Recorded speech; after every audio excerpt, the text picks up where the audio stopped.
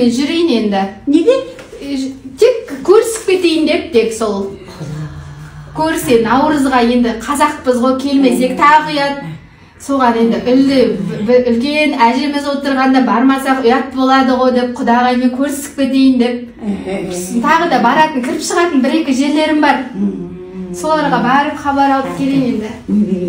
Аяқтан нанды қойып. Ойбай, біздікі де сол бел ауырады, аяқ жүргізбейді, құрсын тіпті айтатыны жоқ тіпті. Менің әсіменде 80 деген қайық қалды.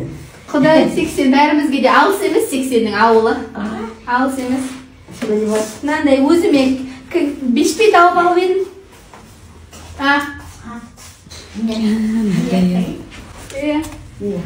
Жоқ, ішпеймін ештеңе. Нан алып істей қойайын, иә. Кетейін мен. Отырып. Әңгімелесіп таңертең келу.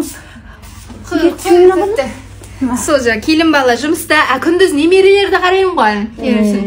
Содан жаңа кешке жұмыстан келгесін қой мен барықпайтайын деп.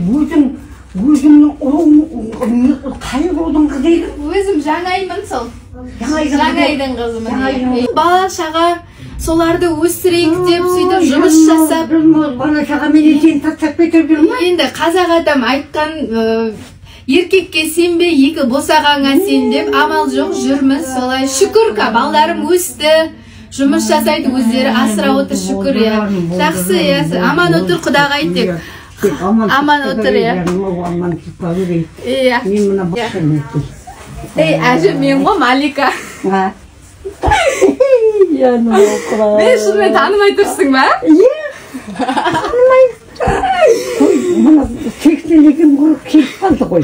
Сен киімдеріңді киіп алып едің ғой? Иә.